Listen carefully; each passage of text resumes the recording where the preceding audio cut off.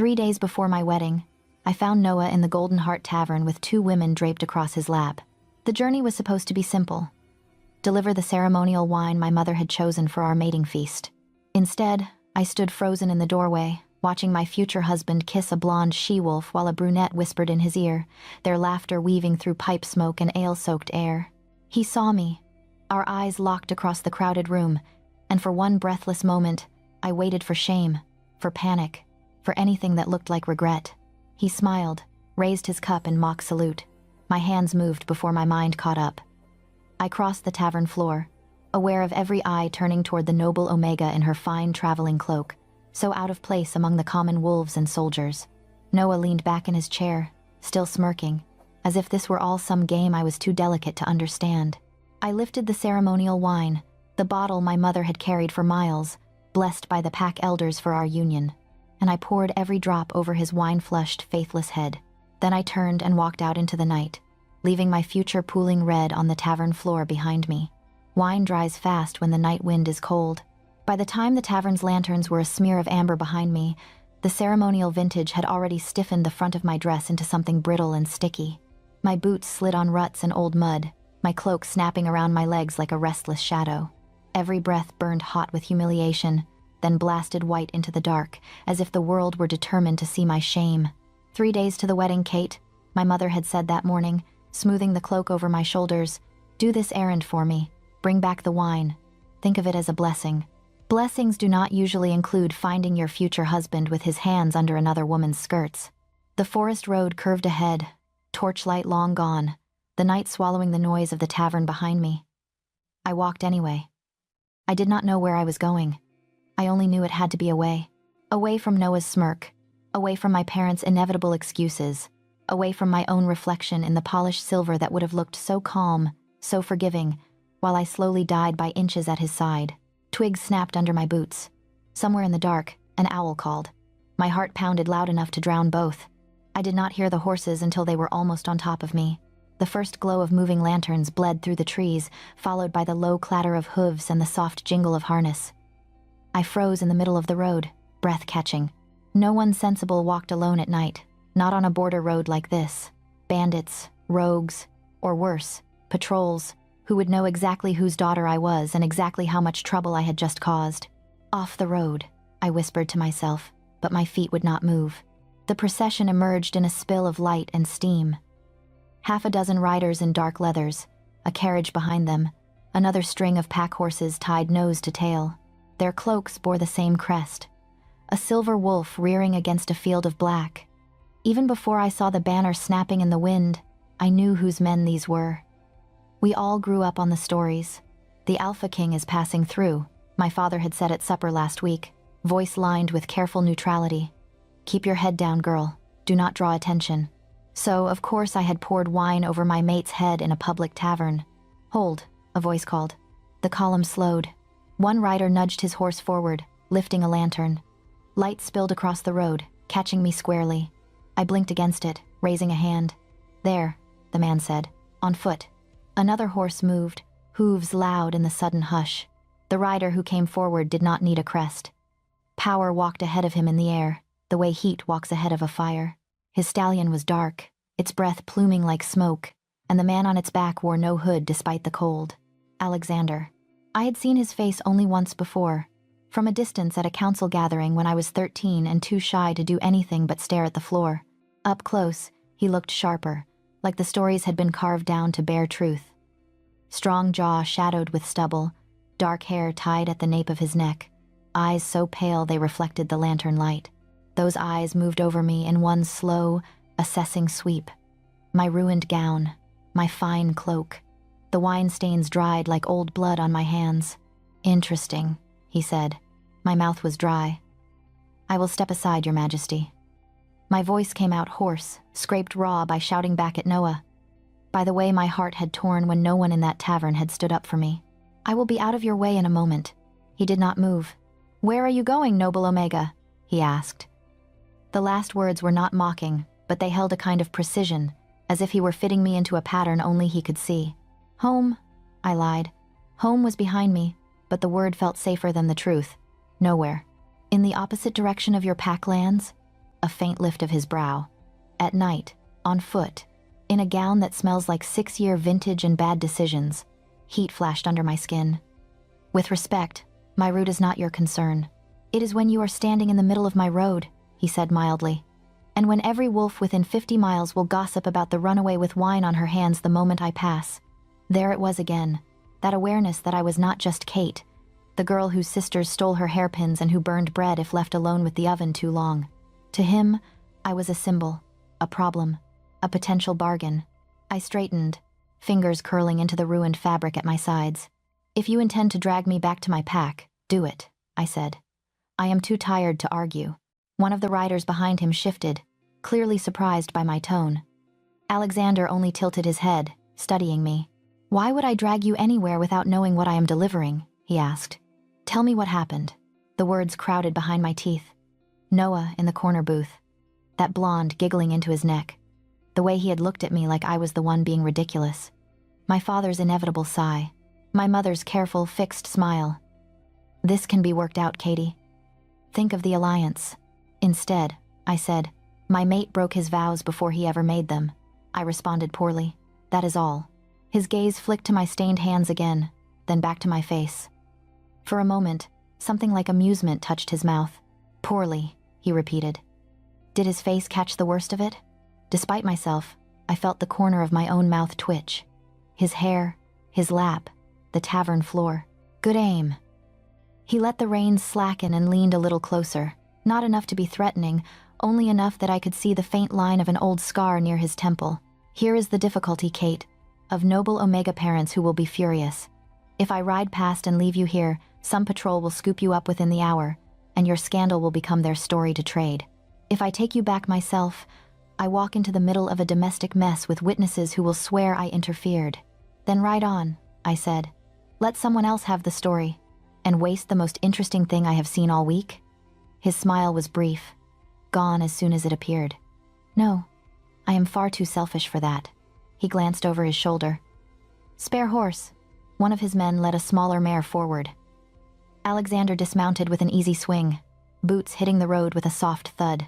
He stood very close now, taller than I remembered, the scent of cedar and cold air clinging to him. Here is my offer, he said. Ride with us until dawn. You can warm up, think, perhaps decide whether you truly want to go home or simply believe you should. When the sun rises, if you still want to return, I will see you delivered to your father's door with your reputation as intact as we can pretend it is. If you do not. He paused. We will discuss alternatives. My heart thudded hard enough to hurt. Every instinct told me this was dangerous. Riding with the Alpha King was not the act of a sensible girl who wanted a quiet life. But then, pouring a wedding feast's wine over her cheating mate's head was not either. You do not even know me, I said. His eyes did not leave mine. I know you saw something you could not stomach and chose to act in public rather than swallow it in private. That is enough to make me curious. Curious. Not pitying. Not scolding. Curious. The road behind me led back to the Golden Heart, to whispers and forced smiles and a wedding dress that already felt like a shroud. The road ahead glowed with lantern light and the possibility of at least a few hours in which my future was not yet decided. I took a breath so deep it hurt my ribs. Until dawn, I said. Alexander offered his hand. His palm was warm, calloused, steady as he helped me into the saddle. No spark shot through me at his touch, no overwhelming rush of fate. Only a low, unsettling awareness that this choice would not be easy to undo. He mounted his stallion again, gave a soft command, and the column began to move. As the forest closed around us, and the tavern's ghostly music finally faded, I wrapped my cloak tighter and let the rhythm of hooves and creaking leather fill the spaces where fear and exhilaration wrestled. I had run from the life everyone expected me to live. For now, at least, I was not running alone. Dawn found me pretending I had slept.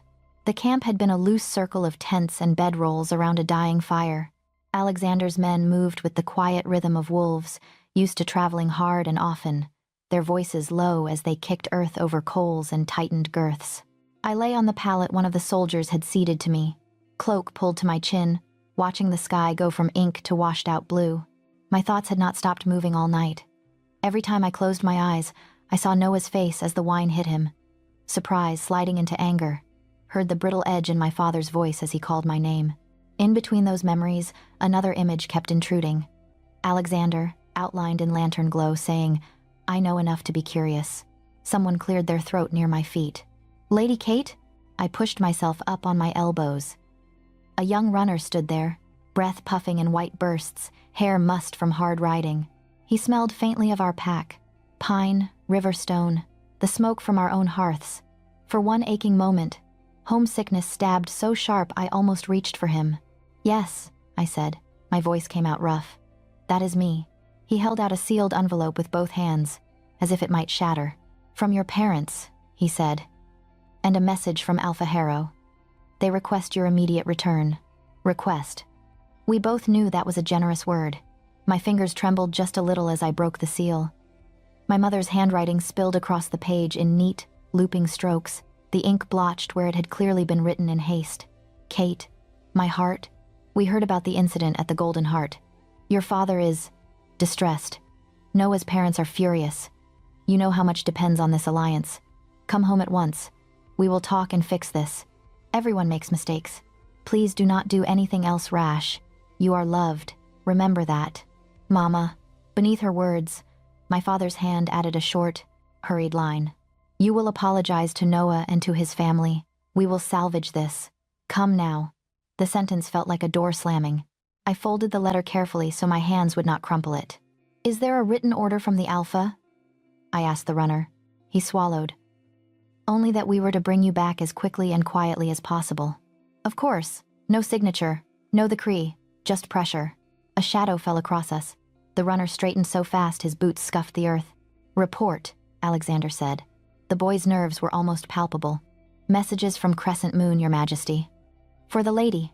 They ask that we return her at once." The Alpha King took this in without flicker of expression. His attention shifted to me.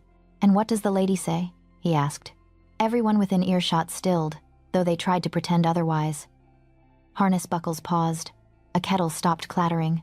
My answer would be a small thing, just words in the cold air, yet it felt like the hinge the whole morning balanced upon.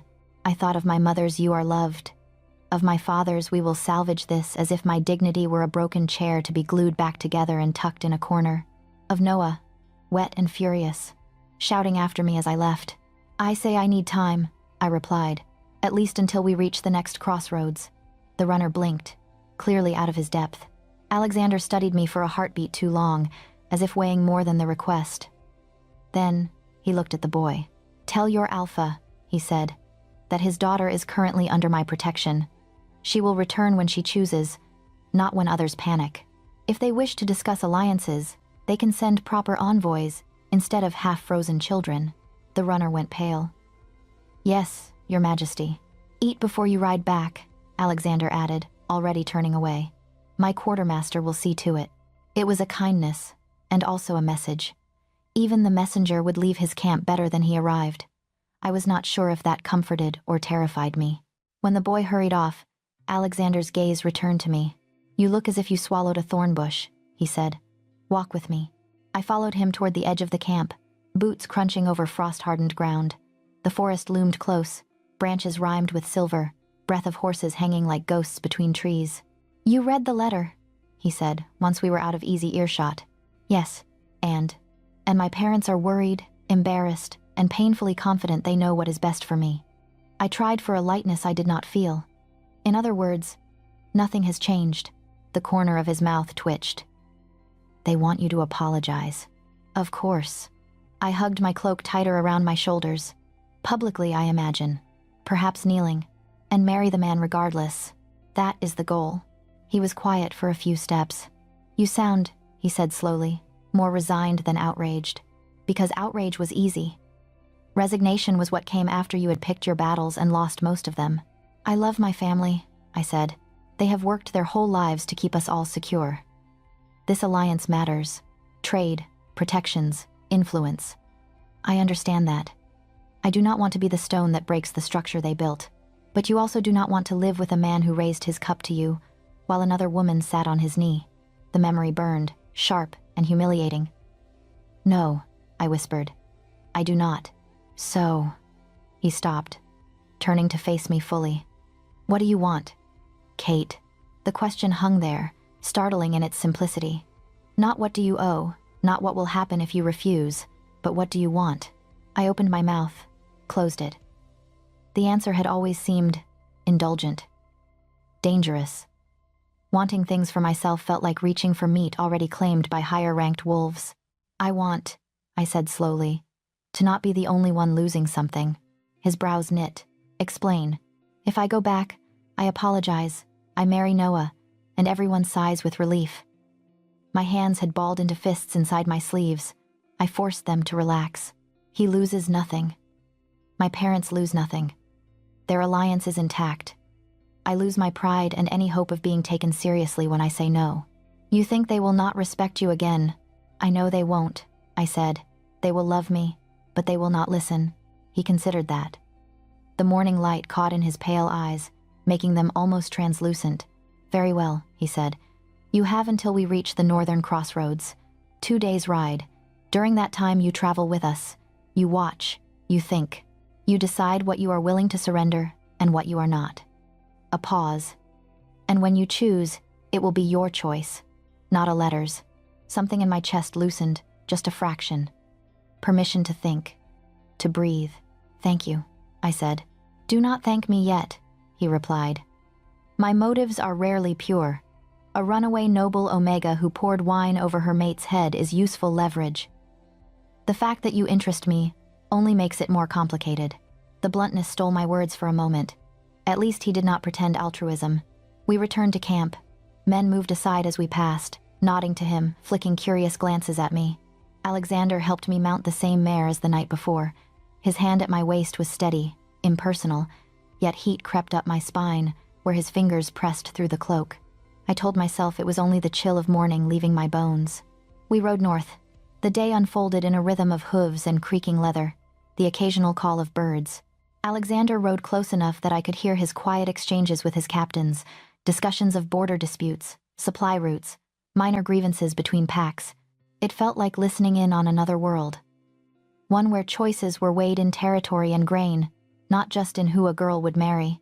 Once, when the mare stumbled on a hidden stone, I lurched forward. Alexander's hand shot out, catching my forearm before I could slide from the saddle. His grip was firm, his thumb pressing against the inside of my wrist where my pulse leapt. Careful, he murmured. I am fine, I said, though my heart was beating too fast. I could not tell if it was from the near fall or his touch. He released me quickly, as if remembering himself.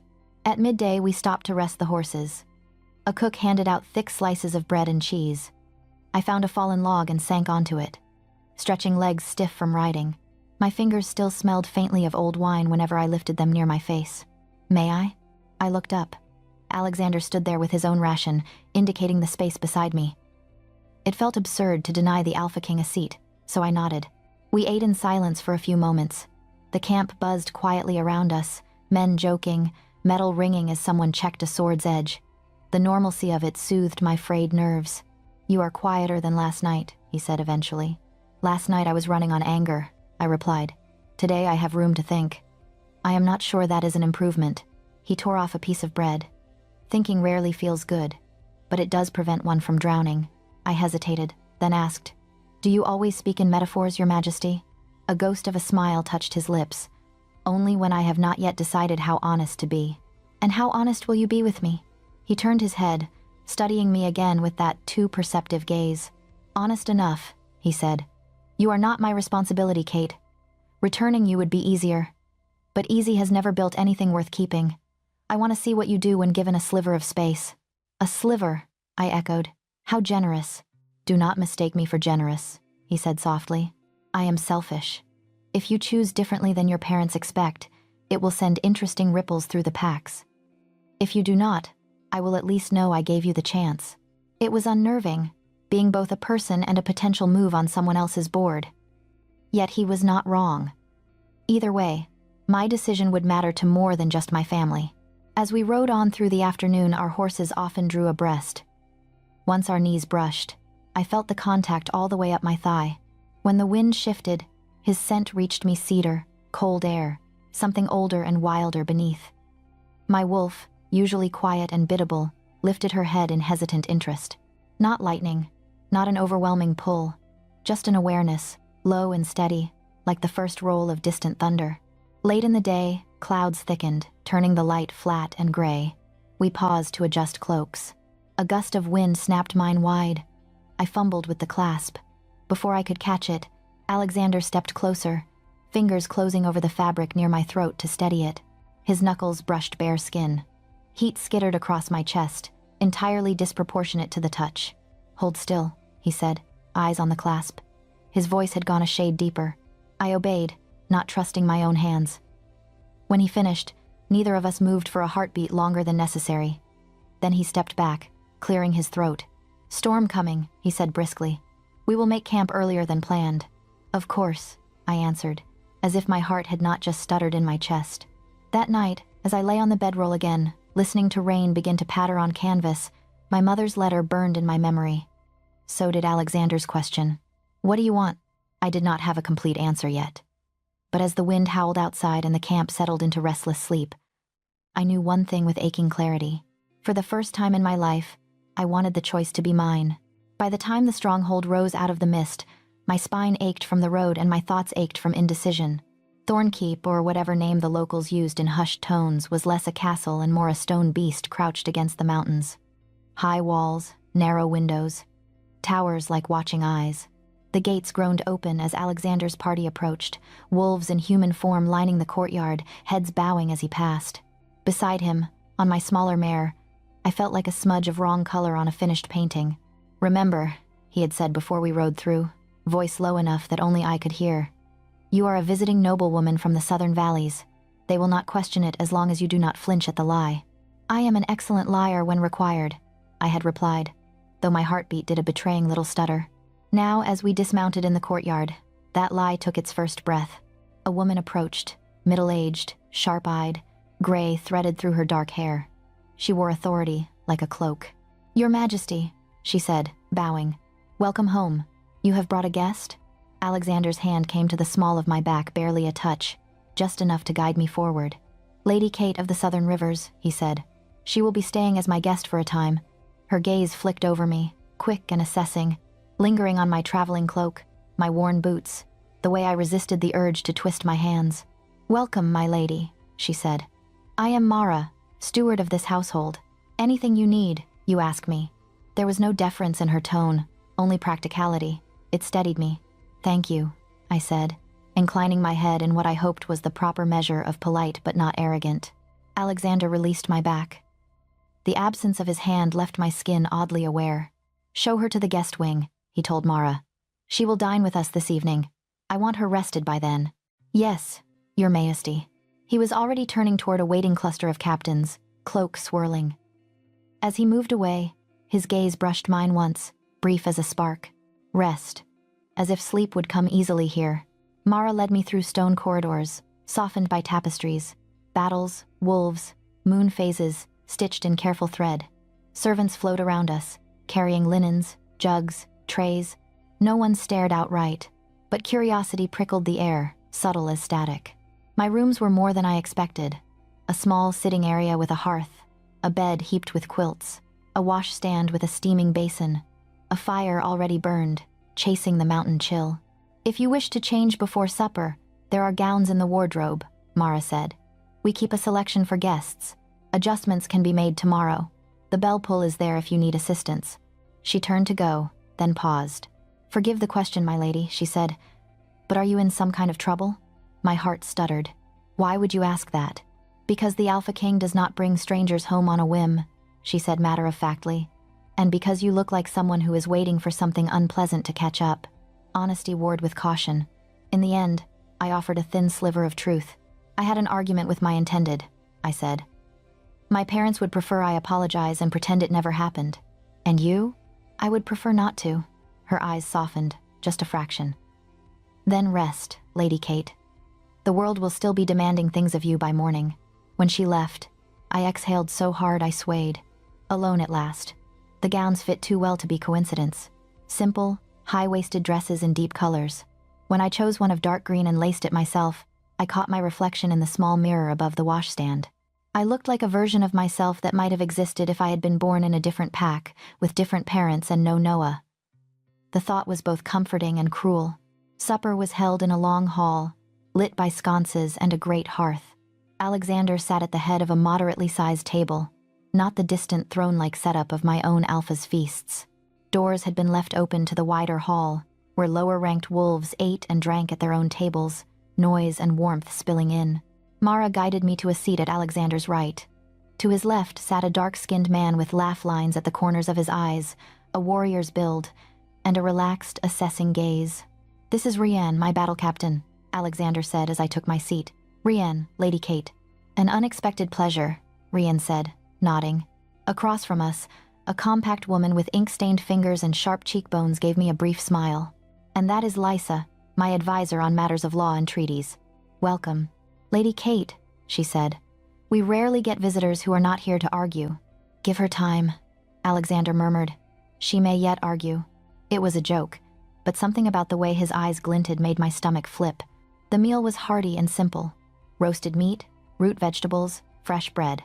Conversation flowed around patrol rotations, a minor border dispute between two neighboring packs, the repair of a collapsed bridge. I listened more than I spoke, learning the rhythms of this place. At one point, two young wolves at the far end of the inner circle table began muttering hotly, voices rising. "It was my turn," one snapped. "You were late," the other shot back. "You always are.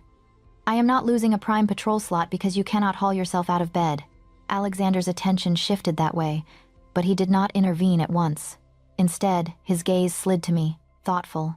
"This is what you do, is it not?" he said quietly. "Soften tempers, mediate." My cheeks warmed. Among my own, yes. Strangers may not care to hear my opinion. "Try," he suggested. "Consider it practice." Before I could overthink it, I rose, carrying my cup as an excuse. The two young men fell silent as I approached, one flushing, the other scowling. Both were clearly surprised to be addressed by a guest. "Forgive the interruption," I said. I could not help overhearing. "You were arguing about dawn patrol, yes?" "It is nothing, my lady," the scowling one said. "We will sort it out. Probably by bloodshed," the other muttered. I hid a smile. "In my pack?" I said. "We have a simple rule for this. If two wolves want the same slot, the one who was late gives the choice to the one who was on time. But the one who was on time owes the other a favor later, one they can call in when they are the one running behind. It keeps grudges short." They exchanged a glance.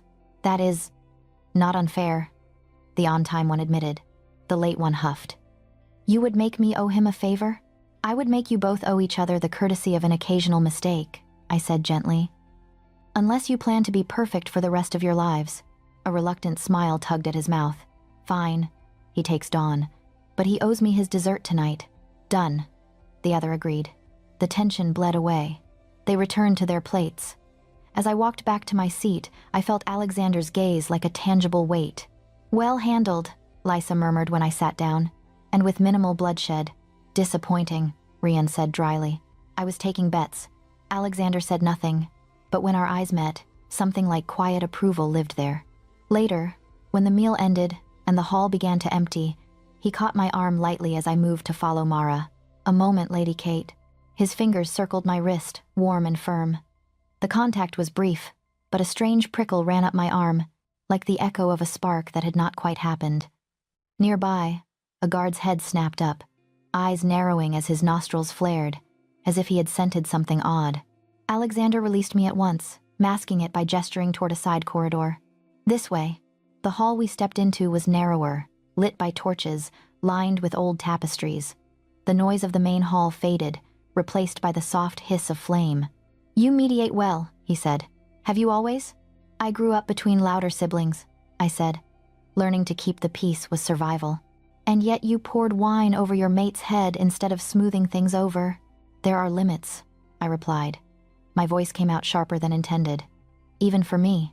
He stopped beside one of the torches, turning so the light sculpted the planes of his face. "Have you thought more about your future?" he asked. "The crossroads are behind us now." "Every waking moment," I said. "And some sleeping ones." And my parents still want me to apologize and marry Noah," I said. "Noah wants his pride restored. My pack wants the alliance. No one has written to ask what I want." "I did," he said quietly. "Yes," I admitted. "You did." Silence fell, thick and humming. The torch crackled. Somewhere further down the corridor, a door shut. "What do you see when you look ahead?" he asked. "Say you return. What does your life look like in 10 years? My throat tightened. "Pups. Duties. Smiling at gatherings while the story of the tavern becomes a funny tale my friends tell about my wild youth." I swallowed. "And every time Noah's hand lands somewhere it should not, someone will say he cannot help it. You know how some alphas are. It will be my job to pretend it does not hurt." His eyes darkened, silver ringed with storm. "And if you do not return?" he asked. "I do not know," I whispered. Which is both the terror and the temptation. He reached up, as if to touch my face, then stopped halfway, fingers curling. "You are not powerless here," he said. "You are not a pawn unless you allow yourself to be. Remember that." The words warmed and burned at once. As he turned to leave, his hand brushed my wrist again in passing. The same strange prickle flared, stronger this time, like a tiny current. Down the corridor, a young guard who had been leaning against the wall jerked upright, eyes wide, ears seeming to twitch though he was in human form. "Did you feel that?" he blurted. Alexander's gaze flicked to him, cool and warning. "Feel what?" The guard hesitated. "Nothing, my king." Must have been the torch heat. But as I walked back to my rooms, my skin still buzzing where Alexander had touched me, I knew it had not been the torches. Something inside me had stirred. That night, sleep did come, eventually, dragging me down in fits and starts. In my dreams, red light pulsed under my skin like molten wine. My veins glowed with it, bright and terrifying, as if someone had poured power into me the way I had poured wine over Noah's head. When I raised my hands, light spilled from my fingertips, painting the stone walls in ripples. I woke with a gasp. The room was too warm. The fire had burned low, but heat pressed against my skin as if the air itself were feverish. Sweat clung to my neck. I pushed the blankets back, heart pounding. On the bedside table, the candle I had snuffed before sleep was burning again, its flame tall and steady. I stared at it, breath shallow. Had someone entered while I slept? Had I relit it in some half-dream state? Neither answer settled comfortably in my mind. As I lay back down, letter from my parents crinkled under my pillow. The warmth refused to fade. It felt as if something inside me had shifted during the night, just a fraction. Like a door left not quite as firmly closed. By morning, new letters had arrived. One from my mother, all brittle affection. One from my younger sister, full of frantic questions and confessions. "Father is furious. Noah says he forgives you if you come home quickly. Everyone is talking. Please do not make this worse." The pressure to return curled around my ribs like a tightening band. I folded the letters, set them beside the inexplicably relit candle, and looked at my hands. Nothing glowed. No sparks danced in my palms. Yet when I closed my eyes, I could still feel it. A faint hum under my skin, like a secret keeping its own counsel. Wolves and whispers, I thought. Something was changing. And I was no longer entirely sure it was only my life. The storm arrived before we did. By the time Mara found me that evening, the sky beyond the stronghold windows was a restless sheet of gray, thunder muttering at the edges like an argument waiting for a spark. "His Majesty requests your presence in the library," she said. My stomach dipped. The library was Alexander's favorite haunt, a place of quiet strategy and ink-stained maps. He did not summon people there for casual conversation. "Now?" I asked. "Now," she confirmed. He seemed in a mood. That could mean anything. I smoothed my gown, a simple blue one this time, sleeves tight to my wrists, and followed the familiar route through stone corridors. My fingers brushed the place on my forearm where the healer's band had sat earlier that day, covering the small puncture from his careful needle. He had taken my blood without fuss, citing fatigue, warmth, odd dreams. I had not told him that candles lit themselves around me, or that sometimes when I grew angry the air vibrated just enough to make tapestries shiver. "Best to rule some things out," he'd said. "You have been under strain." Under strain. That was one way to describe it. The library door stood slightly ajar. Light spilled out. The warm gold of lamps, the paler flicker of candles. I paused, hand on the carved wood, then pushed it wider. Alexander stood with his back to me, braced on the edge of a heavy table strewn with maps and scrolls. Shelves climbed to the ceiling on every wall, packed with leather spines. Rain hammered against the tall windows, wind pushing stray droplets under the frames to glitter on the stone. He did not turn immediately. "Enter," he said. His voice was calm, but the edges were too sharp. "You asked for me?" I said. "Sit," he replied. I chose a chair near the table, folding my hands in my lap. The storm outside echoed the tension in the room. Even my wolf bristled uneasily, pacing just under my skin. "What have I done now?" I tried, aiming for lightness. "Talked your warriors into another compromise? Offended a council of elders without noticing?" He finally looked at me. His pale eyes were darker than usual, silver clouded like a winter sky. "The healer came to see me," he said. "About you." My throat went dry. "Oh." "He ran his tests twice," Alexander continued. "Thought he'd made a mistake the first time." He pushed away from the table and came around to the other side, close enough that I had to tilt my head back to keep his face in view. "You are with child, Kate." The words landed with more force than any blow. For a heartbeat, the world narrowed to the sound of rain and the drum of my own pulse. Images flickered by. My mother's hands braiding my hair when I was small, Noah's smirk in the tavern, Alexander's fingers closing around my wrist in a dark corridor, the way the candle on my bedside had lit itself. "With child," I echoed, as if I had never heard the phrase before. "Yes." His jaw tightened. "Mine, I assume, unless you have been taking walks with other kings when I am not looking." Despite the shock, a snort escaped me. "There has only been you," I said. Then the humor crumbled, leaving only the enormity of it. I had not thought. "Neither had I," he said quietly. We stared at each other, the storm breathing against the windows. "Say something else," I whispered. Such as, this is not the catastrophe it feels like," I said. "Or perhaps, congratulations, Kate. You have complicated everything beyond repair." One corner of his mouth twitched, but there was no real amusement in it. "It is both," he admitted. "A catastrophe. And," he exhaled, "significant." I rose too quickly, the room tilting for a second before settling. "What will you do?" I asked. The old habit slipped out, assuming decisions about my life lived first in other people's mouths. He frowned. "What will we do?" he corrected. "You are not alone in this." The word we steadied something inside me. Lightning flashed white, followed almost instantly by thunder that shook the glass. "I suppose this gives my parents one more reason to drag me home in chains," I said, aiming for brittle instead of broken. "Imagine the scandal. Their daughter carrying the Alpha King's child before a mating contract is even discussed." "They will not drag you anywhere," Alexander said. "Not while you want to stay." "And if I decide to go?" I asked. His expression didn't change, but his hands curled around the edge of the table, knuckles whitening. "Then I will have to live with that," he said. "And so will they, and so will you." The honesty hurt more than any comforting lie could have. Something inside me rebelled at the thought of being dissected like a problem. I turned away, moving to one of the tall windows. Outside, rain blurred the courtyard into smeared shadows. "I did not plan for this," I said, my voice low. "Any of it." I poured wine on a man's head because I could not breathe under my own obedience anymore. "I climbed onto your horse thinking I had bought myself one night to think, maybe two. I did not know those decisions came with this." I pressed my palm flat against the cold glass. Heat pressed back from my own skin. "Do you regret them?" he asked. "The decisions?" I closed my eyes. Images flashed. The tavern, the road, his hand catching my wrist, the way his gaze softened when I calmed his warriors, the echo of his mouth on mine that one stolen moment in a shadowed alcove. "No." "And the consequence?" "I do not know yet," I whispered. "Ask me when I can think without feeling like my skin is 2 sizes too small." He crossed the room so quietly I did not hear him until he was at my shoulder. "The healer noticed something else," he said. "Your body temperature is higher than normal. Your pulse fluctuates strangely when you are agitated." He asked if you had experienced any unusual phenomena. I laughed once. Sharp. "Define unusual." "Candles relighting themselves.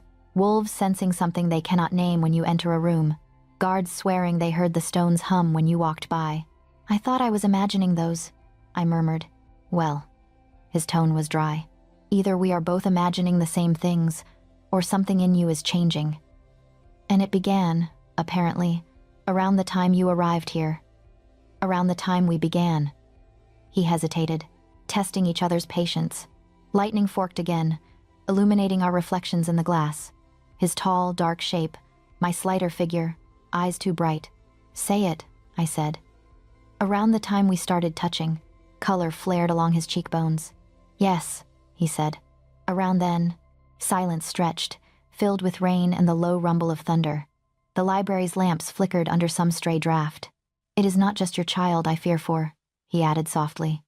Power emerging without control tends to end badly for the vessel, not just those around them. The vessel, I repeated. That is one way to describe the woman carrying your heir.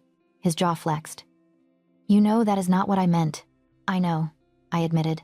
But it is hard to ignore the implication when everyone keeps talking about what this means for pacts, for alliances, for magic. Less so about what it means for my ribs, and spine, and life. His eyes darkened. Then let us talk about that. He stepped closer, so close the heat of him bled through the thin fabric of my sleeve. His hand lifted, hovering near my cheek, then curled into a fist. You are shaking, he said. Probably from all the metaphors, I said weakly. From fear, he countered. Of what? Me, them, yourself? Yes, I said. All of the above. The honesty pulled something taut between us. For weeks we had danced around it. The pull that was not lightning but a steady, insistent tide. The near misses in corridors. The way my wolf pricked her ears when he entered a room. Duty versus freedom, he said quietly. That is our argument, is it not? You want to choose yourself for once. I want to keep my territory stable and my people safe. And now there is something inside you that may threaten both those aims. I never asked for that, I whispered. Neither did I ask for a mate who throws wine and changes the air, he said. Yet here we are. The word mate hung between us, heavier than it had any right to be. Lightning hit close enough that the glass rattled in its frame. The lamps guttered. One went out entirely before flaring to life again, brighter than before. We both looked up. See? I said shakily. Unusual phenomena. Kate, he said. I turned to him, already knowing it was a mistake. He was closer than I had realized, breath brushing my lips, eyes fixed on my face as if searching for something written there. The tension that had been building since the road, since the first time his fingers circled my wrist, snapped taut. This is a bad idea, I murmured. Almost all the best ones are, he replied. And then his mouth was on mine. There was nothing careful about it. No tentative testing, no polite exploration. Weeks of restraint poured into that first kiss, crashing through both of us like the storm outside. His hand cupped the back of my neck, angling my head. Mine fisted in his shirt, dragging him closer. Heat surged under my skin, racing along my veins, pooling where his body pressed against mine. My wolf, usually quietly compliant, rose with a snarl of fierce satisfaction. Finally, thunder cracked overhead, so loud it shook dust from the ceiling. I dimly registered the lamps along the walls flaring brighter, their flames stretching high and wild. The hairs on my arms lifted, as if the air itself had become charged. Alexander tore his mouth from mine with a sharp inhale. Do you feel that? He asked, voice rough. Yes, I gasped. Every inch of me tingled, as if I had been too close to lightning and somehow survived. He glanced around. The closest candle's flame burned nearly twice its normal size, white hot at the core. A faint tremor ran through the stone beneath our feet, subtle but unmistakable. It is responding to you, he said. Or to us, I countered. His hand was still at my neck, thumb resting where my pulse hammered. The contact sent another shiver of warmth through me, and the nearest lamp flickered in answer, brightening, then dimming, like a heartbeat. He swore softly. This is dangerous, he said. I had gathered that. He forced himself to step back, breaking the contact. The rush of power ebbed, though not entirely. A residual hum lingered at the base of my spine. We cannot. He stopped, jaw clenching. We must be careful. Until we understand what this is, I cannot risk you, or my people, by indulging in what we both clearly want. The bluntness of it stole my breath. Desire did not vanish just because he named it as a liability. If anything, acknowledging it made it more real. And the child? I asked. The word still felt strange on my tongue. We will monitor, he said, closely. The healer will return. We will see if these surges coincide with changes in you. In it, the way he said it, with a mix of awe and dread, twisted something in my chest. I am not a weapon, Alexander, I said quietly. I know, he said. But something in you might be. That is the problem. Days blurred after that, measured in cautious glances and accidentally on purpose distance. He avoided touching me unless absolutely necessary, and even then his hands were quick, clinical. My wolf sulked, restless. Yet the bond between us did not weaken. If anything, awareness sharpened. When he entered a room, my body knew before my mind. The fine hairs at the nape of my neck lifted, my pulse quickened. Once, during a strategy meeting, his gaze brushed mine across the table and a low thrum started in my chest, answered by a faint flicker from the hearth fire. The healer came, as promised. He pressed cool fingers to my abdomen, listened, hummed.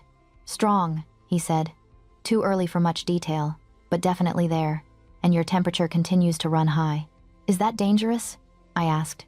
"Not yet," he said, "but combined with the anomalies." His eyes darted to Alexander. "We proceed with caution." That night, I found sleep elusive. Every time I closed my eyes, I felt the echo of the library, the surge of power, the way the flames had reached for us. Eventually, frustration drove me from my bed.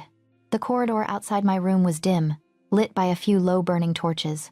I padded along it barefoot, wrap thrown over my nightdress, drawn almost against my will toward the higher tower where Alexander often brooded over maps.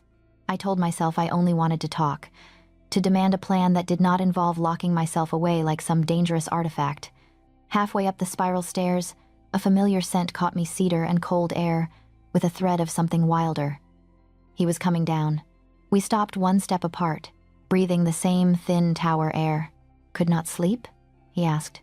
"Could you?" I countered. His mouth twisted. "No." We stood there, the silence thick as wool, the narrow stairwell forcing us close. My wrap slipped from one shoulder. His gaze followed the movement before he caught himself and looked away, fingers digging into the stone railing. "This is unbearable," he said softly. "The not touching?" I asked. "The pretending it does not cost us anything," he replied. I should have turned back then.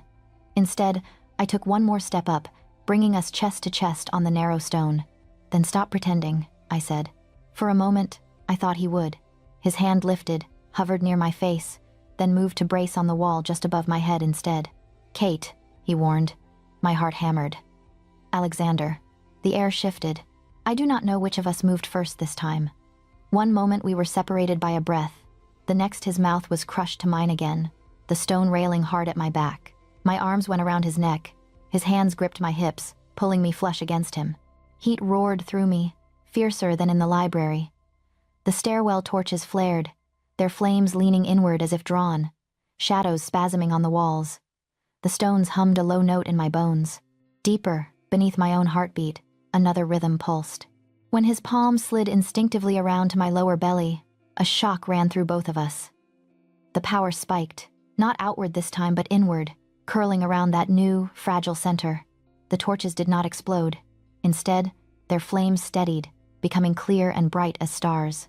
He tore his mouth away, eyes wide, lips parted. "Did you feel that?" he whispered. "Yes," I breathed. My knees trembled. All of it.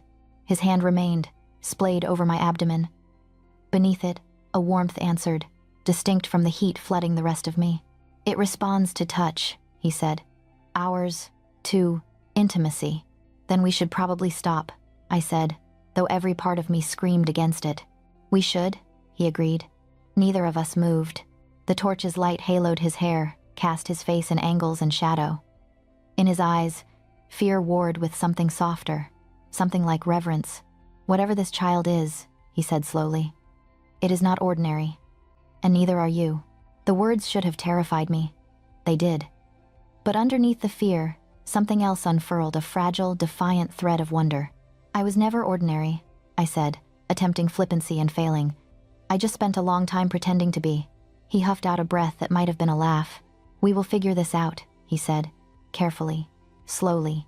"No more reckless stairwell experiments." "So we schedule the reckless ones?" I asked. His mouth curved despite himself. "Go back to bed, Kate," he murmured, "before I forget every oath I ever made about restraint." I went, eventually, my body still humming, the echo of his hand on my belly lingering long after the touch ended. In the quiet of my room, as I lay staring at the ceiling, a gentle warmth pulsed within me, not dangerous this time but oddly reassuring. Fire under skin, not just threat. Maybe, Just maybe, also promise. They arrived on a clear, cold morning when the sky was cruelly blue and the world had the nerve to look peaceful. Mara found me in the training yard, where I had been pretending I knew what to do with a knife while Rian corrected my grip. "Lady Kate," she called. "You are requested in the Great Hall." Requested was doing a lot of work. One look at her tight mouth and I knew. "Who?" I asked, though my stomach already knew the answer. "Your pack," she said. "A delegation, and they have not come quietly." The knife slipped in my hand. Rian caught it before it hit the ground. "Go," he said softly. "And remember, you are not the same woman who left them." I wished I believed him. The Great Hall had been rearranged for diplomacy instead of feasting. The long tables pushed back. Space cleared in the center.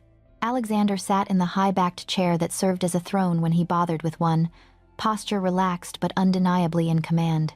Facing him stood my parents, 3 of our senior warriors, and Noah. My mother's hair was pinned perfectly, not a strand out of place. My father's mouth was a flat line. Noah wore his best formal coat, the one embroidered with his family crest, and the expression of a man about to negotiate a minor inconvenience, not a life. Every eye turned when I entered. "Kate," my mother breathed, taking a step forward as if to embrace me, then stopping herself, glancing around at the watching northern wolves. "Lady Kate," my father corrected, inclining his head to Alexander. "We thank you for keeping our daughter safe." Safe. As if I were a parcel. Alexander's gaze flicked to me, then back to my family. "Your daughter sought shelter on my road," he said. "I do not make a habit of abandoning those who ask for it." "Of course," my father said quickly. "We are grateful, and eager to resolve this unfortunate misunderstanding." My mother's eyes softened on me, full of love and worry and expectation all tangled together. Noah stepped forward. He had the grace to look contrite, though I could not tell how much of it was practiced.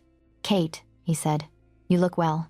"You look dry," I replied before I could stop myself. Color climbed his neck. "I deserved that," he said. "I deserved worse. I am sorry, truly. I drank too much. I was stupid. It meant nothing." Stupid, nothing. Words meant to minimize, to smooth. "And the woman in your lap?" I asked. "What did she mean?" His jaw tightened. "A mistake, one I will not repeat." My father cleared his throat. "We are not here to rehash tavern gossip," he said. "We are here to restore what was damaged before it grows into something irreversible." By restore, he meant erase. Alexander had been quiet, watching. Now he spoke, voice mild.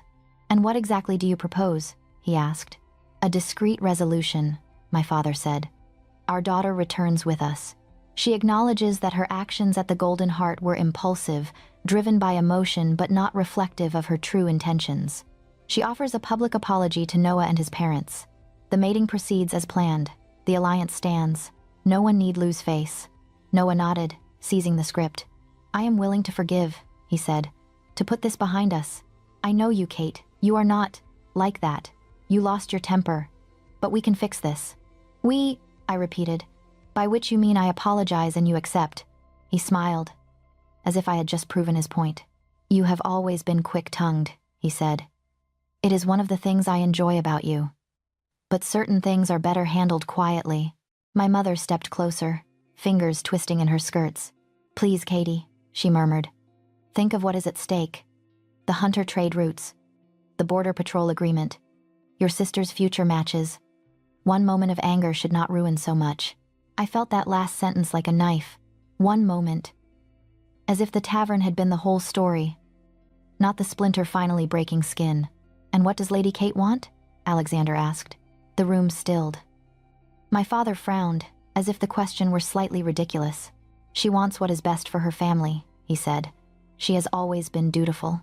Alexander's gaze never left my face. "I did not ask you," he said softly. I asked her. Heat crawled up my throat. Every eye in the hall pricked against my skin. My parents, Noah, Alexander's inner circle, the watchful northern guards along the walls. The child inside me seemed suddenly heavy, as if it knew the balance of my world was tilting. The words stuck. Years of training pressed down, all the times I had swallowed no in favor of keeping the peace. My mother's eyes shone with unshed tears. My father's shoulders were rigid.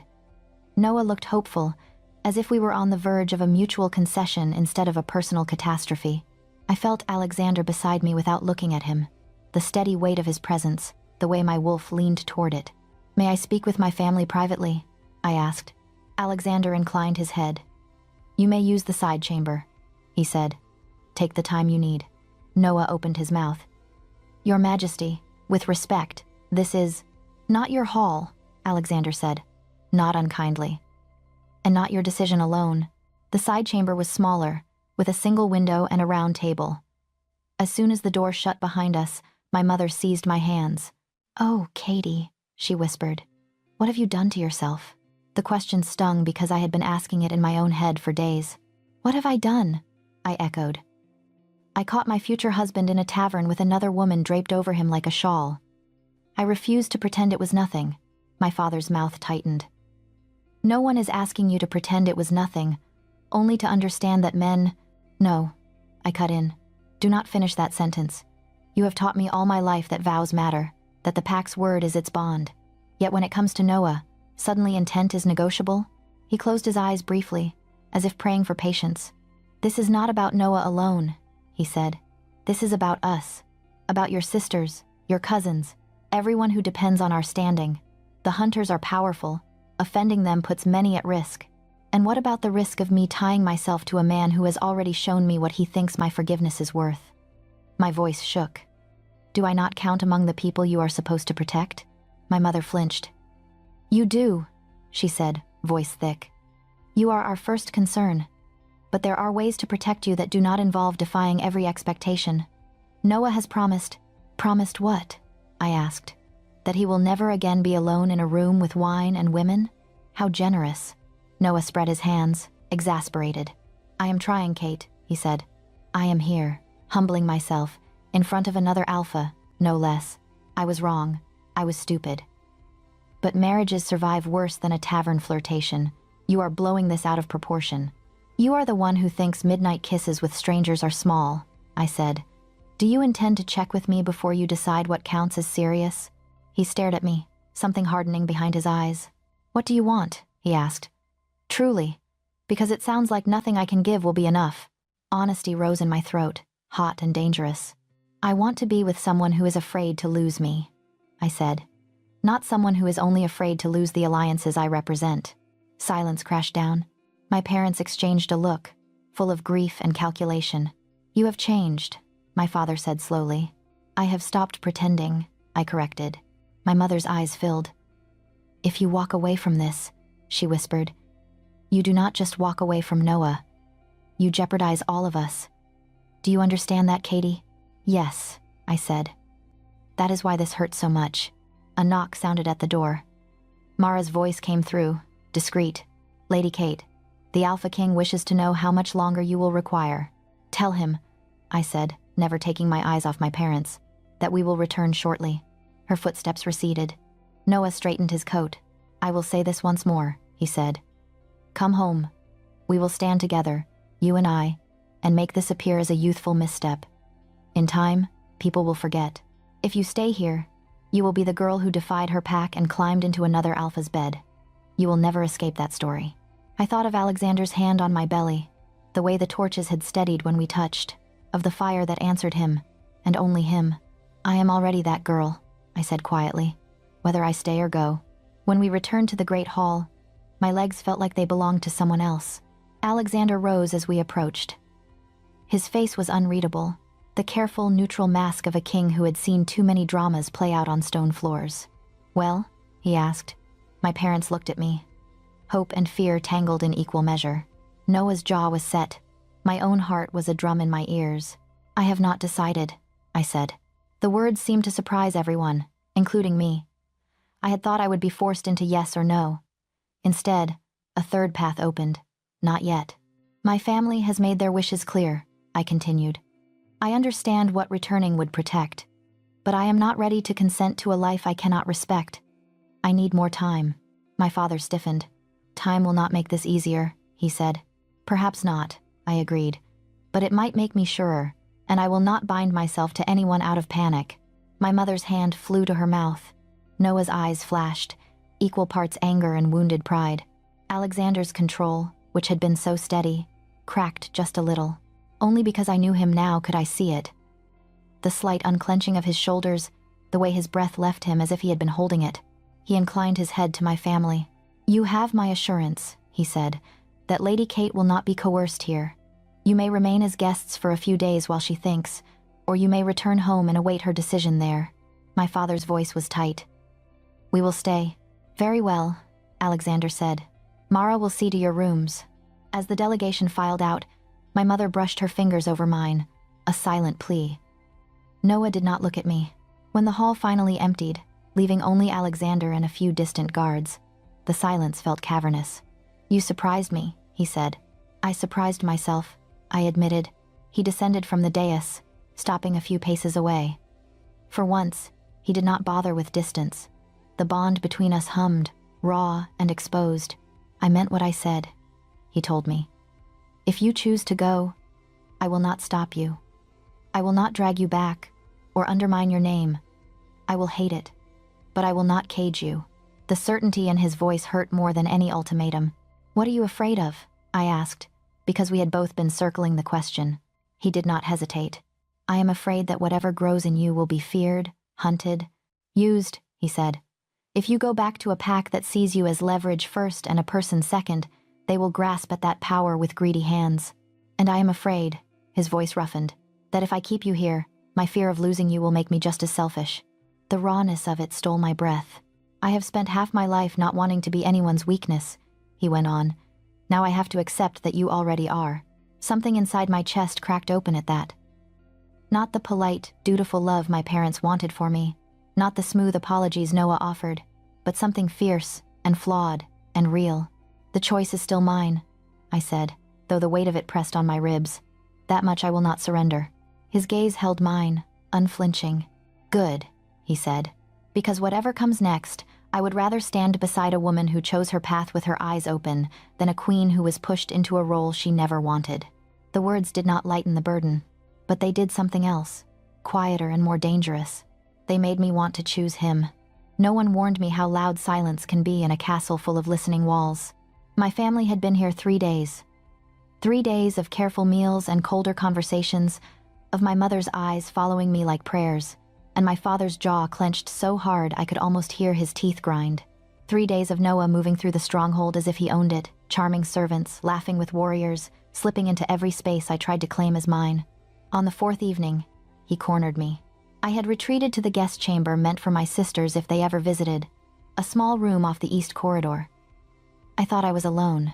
I had even let myself breathe just a little relieved to be away from everyone's expectations. The door opened without a knock.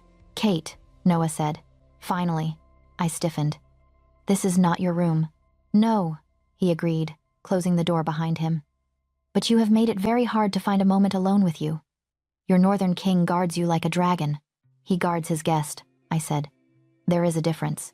He stepped closer, studying me with that practiced blend of disappointment and affection that had always made me want to apologize, even when I knew I was right. "You have changed," he murmured. "This place has changed you. Or it has simply given me space to be who I was always going to become," I said. He ignored that. "I meant what I said," he went on. "I am willing to forgive, to move on. We can still have the life we planned. Pups, rank, influence, you at my side. You only have to stop pushing." "Stop pushing what?" I asked. "Consequences?" His mouth tightened. "This stubbornness of yours. This need to make everything a grand stand. You poured wine on me in public, Kate. You left. You embarrassed our families. I am here, trying to fix it." He reached for my hand. The moment his fingers brushed mine, the air in the room changed. It went thick, heavy, as if all the heat in the castle had rushed into this one small space. A low hum thrummed under my skin, not the wild crackle I felt with Alexander, but a sour, off-key vibration. My wolf flattened her ears. Noah's eyes widened. "What was that?" "I do not know," I said, pulling back. The hum eased instantly, like a held breath released. He frowned, then shook it off. "Nerves," he said, though he did not sound convinced. "Listen to me." He stepped in again, faster, and this time he did not reach for my hand alone. His palm slid to the back of my neck, the old familiar way he used to guide me through crowded rooms. His mouth lowered toward mine. The hum roared back, louder, angry. The candle on the table between us flickered violently, then flared, spilling wax. Noah jerked away with a curse, shaking his hand. "Something bit me," he snapped, staring at his palm as if expecting teeth marks. "Nothing touched you," I said. My heart was racing, not from his attempted kiss, but from what my body had just done without my consent. "Except me." He looked at me then, really looked, for perhaps the first time since the tavern. "What is happening to you?" he whispered. "Something you are not entitled to manage," I replied, more calmly than I felt. "You should leave, Noah." His mouth hardened. "You think this northern alpha will be gentler with you than I would? You think he will put you before his politics?" His laugh was soft and mean. "You are trading one cage for another and pretending it is freedom." "Perhaps," I said, "but at least this one I am choosing for myself." Anger flashed in his eyes, but fear lived beneath it. Not of me, I realized, but of losing what he had assumed was his. "This is not over," he said, backing toward the door. "Your parents will not allow you to throw your life away over a temper and a strange draft." I almost laughed. "We will see," I said. When he left, the room exhaled. The candle's flame steadied. I pressed a shaking hand to my abdomen. The warmth there pulsed, slow and steady, like a child listening, waiting. "I hear you," I whispered. "I am trying." That night, the storm came back. It rolled over the mountains in low, growling waves, rain lashing the windows, wind rattling shutters. Sleep refused to come. Every time I closed my eyes, I saw Noah's face twisting when the air turned against him. I felt the wrongness of his touch on my skin, now that I knew what it was to be wanted without entitlement. Eventually, I wrapped a cloak over my nightdress and left my room. The stronghold was a maze of shadows and ember glow at that hour. Torches burned low. The guards at the main stair only nodded as I passed. By now, my restless pacing at odd hours had become another piece of castle lore. I found Alexander where I always seemed to find him when I was most unsettled, in the high tower room with its wide, arched windows and map-strewn table. He stood looking out at the storm. Lightning limned his profile, throwing his features into stark relief. He did not turn as I entered. "I thought you might come," he said. "You heard me on the stairs?" I asked. "I felt you," he said simply. My chest tightened. "Noah tried to kiss me," I blurted. "In the guest chamber." Alexander went very still. "Did he succeed?" The question was soft, dangerous. "No." I moved closer, the words tumbling out. The air did something. It hummed. The candle flared. He pulled back like he'd been burned. I think whatever is happening to me does not like him. He is not the only one." His voice had gone flat. I stopped beside him, close enough to see the tension in his jaw. "You told me you would not interfere," I said. "I also told you I am selfish," he replied. "Both things are still true." We stood there, watching the rain carve silver lines down the glass. Lightning flashed again, bathing the room in white for a heartbeat. "I am tired," I said suddenly, "of being weighed, measured, negotiated over, of everything I am becoming being turned into someone else's strategy. My parents want my apology. Noah wants his reputation. The Packs want their alliance. I want you alive," he cut in. "And mine. In that order, though some days the order blurs." The honesty stole my breath. "This power," he went on, gesturing vaguely toward me, "answers when I touch you. It calms when you feel safe. It recoils when you are threatened. Whatever it is, it ties you to me more than to anyone else. That terrifies me, and I still do not want to let you go." Silence stretched, thick as the night outside. "I am afraid too," I whispered. "Of what choosing you will cost my family. Of what staying with them will cost me. Of what this child will be. Of what I will be. Standing beside a king when I was raised to stand behind a beta." His hand lifted, fingers hovering near my cheek. "Come here," he said. I went. The first touch was not a kiss. It was his palm resting against my spine, warm through the thin fabric, the pressure steady. My body recognized him with a startling sense of rightness. The hum inside me rose, not wild, not out of control, just present, like a familiar song turned up. "Last chance to run," he murmured. "I ran already," I said. "This is me stopping." His mouth found mine. This time there was no violence to it, no crash like in the library. The storm outside raged, but inside the tower the air folded around us, soft and thick. Heat poured through me where his hands slid up my back, along my ribs, down to my hips. The power answered, yes, but not with flaring flames and shaking stones. It curled around us in a kind of hot, luminous cocoon, brightening the room without burning it.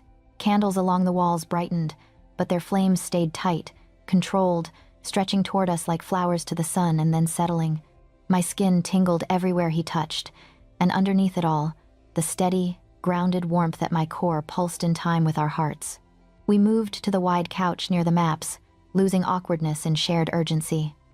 Clothes became obstacles, removed with muttered curses and broken laughter. His hands were careful over my belly, reverent even now.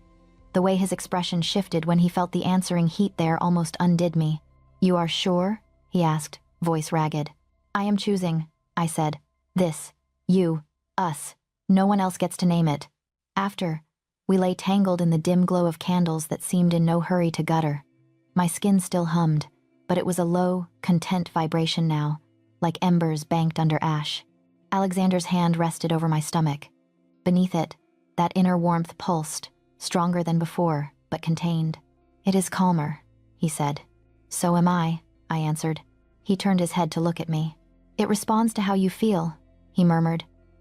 "When you were frightened with Noah, it lashed out. Here. With me."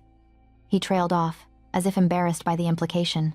"Here I feel safe," I said, and claimed, "on my terms." His eyes darkened. "Then gods help anyone who tries to take you from me." The final meeting with both families came the next day. We gathered in a smaller council chamber this time, around a circular table. My parents, Noah, Alexander, Rian, and Lysa as witnesses. The air felt thick with expectation. My father began, as he always did. "Have you reached a decision, Kate?" he asked. "Yes," I said. Every head turned. Noah leaned forward. "And?" I folded my hands on the table. They were steady. That felt like a victory. "I will not return to marry you," I said. The words left my mouth without tremor. My mother flinched as if struck. My father went white, then red. Noah's face shuddered. "Is this about him?" Noah jerked his chin toward Alexander. "You have known him a handful of weeks. Me. You have known for years. This is about me," I said. "For once. About the fact that I cannot build a life on pretending that what you did does not matter. If I marry you now, after all this, I teach everyone, including myself, that my boundaries are decorations, not walls. You are willing to throw away everything we built for one mistake," he said bitterly. "I am unwilling to spend the rest of my life teaching you that you can hurt me without consequence," I replied. "That is not a partnership. That is a slow erosion." My father found his voice. "You are condemning us to years of strained trade, to possible conflict. I am refusing to be a solution you trade like a crate of grain," I said, meeting his eyes. "You taught me that honor matters. I am holding you to your own lessons." My mother's tears fell silently now. I ached to comfort her. But I could not do it by sacrificing myself. "I love you," I told them both. "That does not mean I owe you my future." Noah pushed back his chair, bitter laugh cutting the air. "Congratulations, Your Majesty," he said to Alexander. "You have stolen yourself a very principled problem." Alexander's expression did not change. "I offered her a choice," he said. "She took it. No one steals what walks willingly." Rian's mouth twitched. Lysa watched me with a considering, almost approving gaze. My father sagged, some fight leaving him. My mother reached for his hand. "This is your final word?" he asked me. "It is," I said. "I will visit when tempers cool. I will help where I can, but my life will not be written against my will." The silence that followed was heavy, but it was honest. When my family finally left, the echo of their footsteps lingered long after the doors closed. In the quiet that followed, Alexander stood beside me, not touching, just present. "You chose," he said. "I did," I answered. "And not because of magic, or bonds, or power," he added. "Because I am tired of living on lies," I said. "For once, I want a truth that does not poison me every time I taste it." He reached for my hand then, fingers threading through mine. "Then we will build one," he said. "Flawed, dangerous, ours." The power under my skin pulsed in agreement, warm and bright, like a flame that had finally found the hearth it wanted to burn in. Scandal, it turns out, does not leave. It lingers in doorways and echoes in the spaces between words. My family's delegation rode out at dawn 2 days after my refusal. The courtyard was all chilled air and stiff farewells. My mother hugged me so tightly my ribs protested, whispering, "I love you, I love you, I love you," into my hair like a spell that might bend my decision backward. My father's embrace was brief, his pride too wounded to allow more, but his hand shook when it landed on my shoulder. "Do not stay away forever," he said. It was not forgiveness, but it was a crack the future could slip through. Noah did not attempt to touch me. He bowed, precise and shallow. "I hope he is worth what you have burned," he said. "I did not set fire to my life," I answered. "I stopped letting you hold the matches." He rode away without looking back. The gossip that followed traveled faster than horses. Messages came from neighboring packs, some cautious, some curious, a few quietly admiring. I became a story. The noble Omega who refused her arranged mating. The woman who walked into the Alpha King's stronghold and did not walk out again. My siblings' letters arrived hidden in more respectable correspondence. From my younger sister Elin, "You are mad and wonderful." Father stomps around like a storm cloud, but I heard him tell Mother last night that at least you did not lie. When I am old enough, I am coming to visit, even if they chain me to the bed. Write back and tell me if the Alpha King actually smiles or if that was a rumor. From my older brother, Bram, "You have always been too brave for the rest of us. I am angry with you and proud of you in equal measure. Tell your king that if he hurts you, I will find a way to start an interpack war all by myself." I read those letters late at night, curled near the fire in my sitting room, and let them stitch closed some of the raw places my parents' departure had left. Life at the stronghold adjusted, as if it had been expecting this all along. Word of my pregnancy spread quietly but efficiently. No announcements, no formal proclamations, only the way Mara began insisting I not climb ladders, the way Rian shifted my lessons from knife-throwing to strategy, the way Lysa started leaving extra notes on laws regarding succession and mixed-pack heirs. The wolves noticed other things. The first time I walked through the central courtyard after my decision, conversations stuttered and slowed. Warriors paused mid-spar, eyes tracking me. It was not the usual curiosity reserved for strange, noble guests. It was something heavier, older. An older scout, scarred, gray at the temples, stepped out of my path, then bowed, not low like to Alexander, but with a kind of instinctive deference. "My lady," he said. I stopped, thrown. "You do not have to." "It is not have to," he interrupted gently. "It is feel to. There is something." He touched his chest, where his wolf lived. "It sits us down, makes us listen." After that, it became a pattern. An Omega in the laundry room straightened when I entered, hand pressing to her heart. A pair of pups fell silent mid-argument, noses lifting as if catching some new scent, eyes wide and solemn for a moment before chaos resumed. Even the stronghold's old battle-hardened gatekeeper tipped his head when I passed, as though acknowledging weather he could not yet name. Inside me, the power no longer felt like a stranger. It was still wild at the edges, still capable of surging when fear or anger spiked.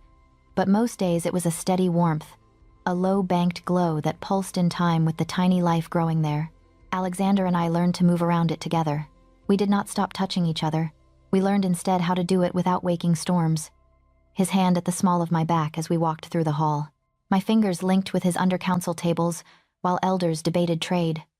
Slow, careful kisses in shadowed alcoves that made my skin tingle but did not set the torches flaring. Every time we went too far, pushing past careful into hungry, the power answered, a sudden brightening of firelight, a ripple through the stones. We would laugh, breathless, pull back, and wait for the air to settle.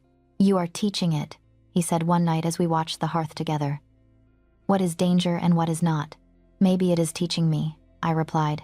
On the night everything finally felt, less like threat and more like promise, winter had begun to press against the mountains. Snow fell in lazy spirals outside Alexander's chamber windows, muffling the world. Inside, the fire burned low and steady, throwing soft orange light across the room. The heavy curtains were drawn, shutting us in with the heat, the shadows, and the quiet. I wore one of the simple dresses I favored now, loose at the waist to accommodate the new curve of my stomach.